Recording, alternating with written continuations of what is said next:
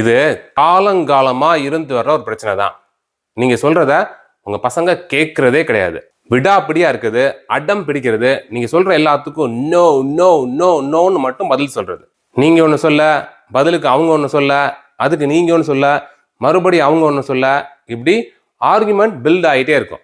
Argue பண்றதுனால உங்களுக்கும் பயன் இல்லை, உங்களுடைய குழந்தைகளுக்கும் பயன் இல்லை. ஆர்கியூவே பண்ணாம நீங்க நினைக்கிறத உங்களுடைய குழந்தைகளை செய்ய வைக்கலாம். அதுக்கு ஒரு மேஜிக் ரெசிபி ஒன்று இருக்கு. அந்த மேஜிக் ரெசிபி என்ன? அது கூட சேர்த்து 7 பக்கா டெக்னிக்ஸை உங்களுடைய குழந்தைகளை நீங்க சொல்றதை கேட்க வைக்கிறதுக்கு, ஆர்கியூ பண்ணாமல் இருக்கிறதுக்கு உங்க கூட ஷேர் பண்ண போறேன். இனிமே ஆர்கியூமெண்ட்டே கிடையாது, அக்ரிமெண்ட் தான். முதல்ல பேரண்ட்ஸும் குழந்தைகளும் ஏன் ஆர்கியூ பண்றாங்கன்றதை புரிஞ்சுக்கணும். அதுக்கு மெயின் காரணம் என்னன்னா, பவர் ஸ்ட்ரகிள். நீ பெரியவனா நான் பெரியவனா அப்படின்ற ஒரு பவர் ஸ்ட்ரகிள். நீயா நானா? முதல்ல அப்பா அவன் சொல்லுவார், இது பண்றா அப்படின்ட்டு. உடனே குழந்தை என்ன பண்ணும், நான் அதை பண்ண மாட்டேன்னு சொல்லி அதுக்கு ஆர்கியூமெண்ட்டா பெருசா அவனு கத்தும். மறுபடியும் அப்பா அவன் சொல்லுவார், மேலே போவார். மறுபடியும் குழந்தை அவன் சொல்லும். இப்படி சீசா பண்ணி நீயா நானா நீயா நானான்ட்டு மாறி மாறி ஆர்கியூ பண்ணிட்டே இருப்பாங்க.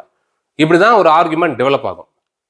இந்த ஆர்கியூமெண்ட்டை ஸ்டாப் பண்றதுக்கு 7 டிப்ஸ் பார்க்க போறோம். இந்த 7 டிப்ஸ்ல 6வது டிப் ஆர்கியூமெண்ட்டை டோட்டலா ஸ்டாப் பண்ணிடும்.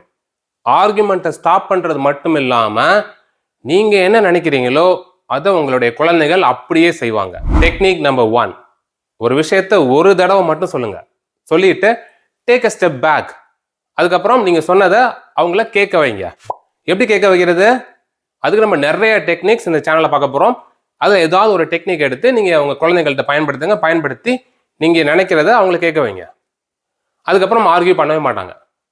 ஆனா நீங்க ஒன் டைம் சொல்லிட்டு அவங்க கேட்கலையா, கேட்காத பட்சத்துல மறுபடி போய் அதையே சொல்லி இதை பண்ணு சொல்லிட்டே இருந்தீங்கன்னா ஆர்கியூமெண்ட் தான் வரும்.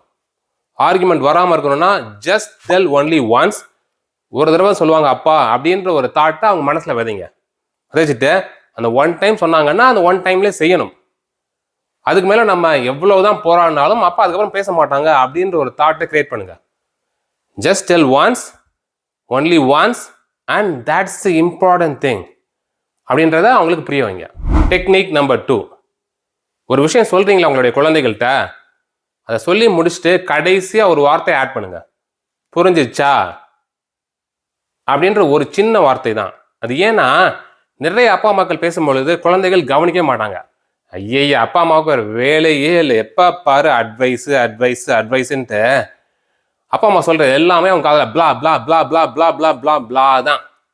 கவனிக்க மாட்டாங்க. பக்கத்திலேயே இருந்தா கூட கவனிக்க மாட்டாங்க. அதனால நீங்க சொல்றத அவங்க கவனிக்கிறாங்களா அப்படின்றத தெரிஞ்சுக்கிறதுக்கு அதை சொல்லி முடிச்சுட்டு புரிஞ்சிடுச்சா அப்படின்னு கேளுங்க. அவங்க அதுக்கு ரெஸ்பாண்ட் பண்ணணும். புரிஞ்சிடுச்சு இல்லை புரியலன்னு. புரிஞ்சிடுச்சுன்னு சொன்னாங்கன்னா நீங்க சொன்னதை அவங்க செய்யணும், செஞ்சுதான் ஆகணும், வேற வழி இல்லை. ஆனா புரியலன்னு சொன்னா நீங்க மறுபடியும் ரிப்பீட் பண்ணுங்க. ஒன் மோர் டைம், நல்லா கவனி, இதான் லாஸ்ட் டைம் சொல்றேன், இதுக்கப்புறம் சொல்ல மாட்டேன், நல்லா கேட்டுக்கோ அப்படின்ட்டு அவங்க ஃபுல் அட்டென்ஷனும் இருக்கும் பொழுது நல்லா சொல்லிடுங்க. இந்த மாதிரி சொல்லும் பொழுது நீங்க சொல்றத அவங்க கேட்டுட்டாங்க அப்படின்ற ஒரு சாட்டிஸ்ஃபேக்ஷன் கிடைக்கும்.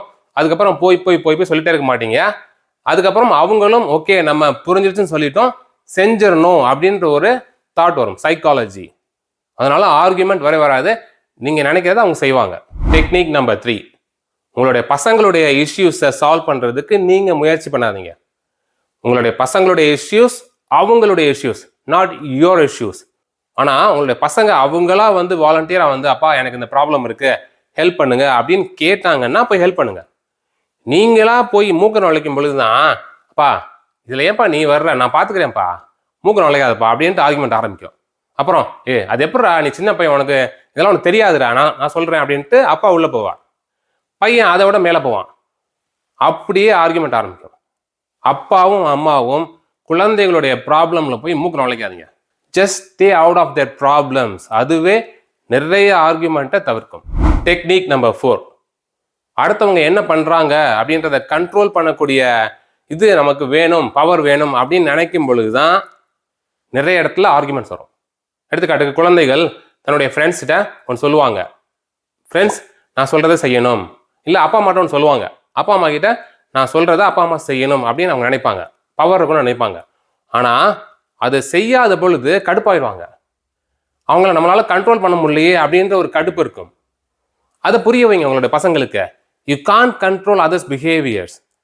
அடுத்தவங்க என்ன பண்றாங்கன்றது உன் கையில கிடையாது. பொலைட்டா கேட்கலாம், போய் ரிக்வஸ்டா கேட்கலாம், ஆனா அவங்கள ஆர்டர் பண்ண முடியாது. அவங்க செய்யாட்டினா கூட, நீ நினைக்கிறத அவங்க செய்யாட்டினா கூட டிசப்பாயிண்ட் ஆகக்கூடாது அப்படின்ற ஒரு முக்கியமான விஷயத்த சொல்லி கொடுக்கணும். சொல்லி கொடுத்தா உங்களோட பசங்க உங்ககிட்ட ஒன்று எதிர்பார்த்து நீங்க இதை செய்யலாம்னா கூட டிசப்பாயிண்ட் ஆக மாட்டாங்க. ஓகே, அப்பா அம்மா இப்படிதான் அப்படின்னு லைட்டா எடுத்துட்டு போவாங்க. இந்த ஒரு குணத்தை அவங்களுக்கு டீச் பண்ணுங்க, அடிக்கடி டீச் பண்ணுங்க. அவங்களுடைய பிரெயின்ல இதை ஆழமா பதிய வைங்க. வச்சுட்டீங்கன்னா அவங்களுக்கு எப்போ எக்ஸ்பெக்டேஷன்ஸ் கம்மியாகுதோ அப்போ ஆர்கியூமெண்ட்டும் கம்மியாகும். டெக்னிக் நம்பர் 5, அவங்களுக்கு சாய்ஸஸ் கொடுங்க. நீ இதை செய்ய அப்படின்னு ஆர்டர் போடாம அவங்களுக்கு 2 சாய்ஸ் கொடுங்க. ஃபார் எக்ஸாம்பிள், நீ போய் தூங்கு அப்படின்னு ஆர்டர் போடாம இந்த பெட்ல தூங்குறியா இல்லை இந்த பெட்ல தூங்குறியா, நீ டோரை திறந்து வச்சு தூங்குறியா இல்லை டோரை மூடி வச்சு தூங்குறியா, நீ லைட்டை ஆஃப் பண்ணிட்டு தூங்குறியா இல்லை லைட்டை ஆன் பண்ணிட்டு தூங்குறியா, இப்படி கொடுத்தீங்கன்னா அவங்க தூங்குறதா இல்லையான்னு யோசிக்காம இப்படி தூங்குறதா இல்லை அப்படி தூங்குறதான்னு யோசிப்பாங்க. ஸோ அந்த இடத்துல ஆர்குமெண்ட்டே வராது. டெக்னிக் நம்பர் 6, குழந்தைகளுக்கு எது தெரியுமா தேவை? பவர் அவங்க கையில் இருக்கணும். தான் சொல்றது நடக்கணும். ஏன்னா அந்த உலகத்தில் நானும் ஒரு ஆளு, நான் சொல்றது நடக்கலைன்னா அப்புறம் நான் எதுக்கு இங்கே இருக்கணும் அப்படின்ற ஒரு தாட் இருக்கும். குழந்தைகளுக்கு மட்டும் கிடையாது, எல்லாருக்குமே இருக்கும். இது சைக்காலஜி, பேசிக் சைக்காலஜி. யார்கிட்ட ஒரு பவர் இருக்கோ அப்போ அவங்க நல்லா ஃபீல் பண்ணுவாங்க. ஸோ அப்பா அம்மா சொல்றது மட்டும்தான் அந்த குடும்பத்தில் நடக்கும்ன்ற பட்சத்தில் குழந்தைகிட்ட தங்கிட்ட பவர் இருக்குன்ற ஃபீலிங் கிடைக்காது. அப்போ எல்லா இடத்துலையும் தே வில் பி அன்ஹாப்பி. எல்லா இடத்துலையும் அப்செட் ஆவாங்க, ஆர்கியூ பண்ணுவாங்க. ஆனால் அவங்கள்ட்ட பவர் கொடுத்தீங்கன்னு வச்சுங்களேன், அவங்கள்ட்ட ஃபுல் பவரையும் கொடுத்தீங்கன்னு வச்சுங்களேன், அவங்களுக்கு தேவையான எல்லாத்தையும் செஞ்சுக்குவாங்க. அவங்களுடைய வாழ்க்கை தவறான பாதையில கூட போகலாம். பவரே கொடுத்துடாதீங்க, but just give them the feeling of power.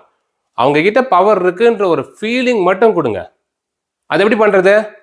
ஒரு எக்ஸாம்பிள் பார்க்கலாம். பசங்கள்கிட்ட சாப்பிட்டுட்டு தூங்க போன்னு சொல்றீங்க, ஆனா அவங்க என்ன சொல்றாங்க, இல்ல தூங்க போக மாட்டேன், நான் டிவி பார்க்கணும் அப்படின்னு சொல்லிட்டு இருக்காங்க. மாட்டேன்றாங்க, தூங்க போக மாட்டேன்றாங்க. அப்ப என்ன பண்ணலாம்? தூங்க போன்னு ஆர்டர் பண்ணா அந்த இடத்துல பவர் உங்ககிட்ட இருக்கு. ஓகே, தூங்க போகாதன்னு சொல்லிட்டா பவர் அவங்க கிட்ட இருக்கு. இப்படியும் செய்யக்கூடாது, இப்படியும் செய்யக்கூடாது. பவர் உங்கள்கிட்ட இருக்கக்கூடாது, பவர் அவங்க கிட்டே இருக்கக்கூடாது. நீ இப்ப தூங்க போல, அப்போ எப்ப தூங்க போற நீயே சொல்லு அப்படின்னு சொல்லி பாருங்க. இந்த இடத்துல அவங்க தூங்க தான் போறாங்க, ஆனா எப்ப தூங்க போறன்ற டெசிஷன் மட்டும் நீ எடு. அந்த சாய்ஸ் அவங்கள்ட்ட கொடுங்க, அந்த பவர் அவங்கள்ட்ட கொடுங்க. நம்ம தான் சூஸ் பண்றோம் எப்ப தூங்க போறோம்னு அப்படின்ற ஃபீலிங் வர்றப்ப, ஃபீலிங் ஆஃப் பவர் வர்றப்ப ஆர்குமெண்ட் குறையும். தூங்க மாட்டேன்னு சொல்லாம எப்ப தூங்க போறதுன்னு யோசிக்க ஆரம்பிப்பாங்க. Technique number 7, never ask yes or no questions. Yes or no question என்னது?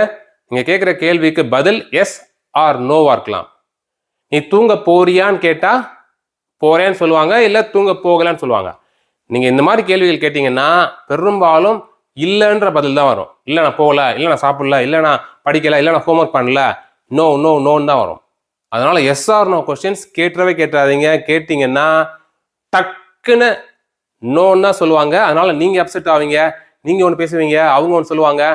இந்த கொஸ்டினை அவாய்ட் பண்ணுங்க. அதுக்கு பதிலாக நான் சொன்னேன் இல்லையா, 2 சாய்ஸஸ், கிவ் தம் 2 சாய்ஸஸ் கொடுத்தீங்கன்னா அவங்க இது பண்றதா அது பண்றதான்னு யோசிப்பாங்க. யோசிக்கிறப்ப ஆர்குமெண்ட் டக்குன்னு கம்மியாகும். இப்போ கொஸ்டின் டைம்.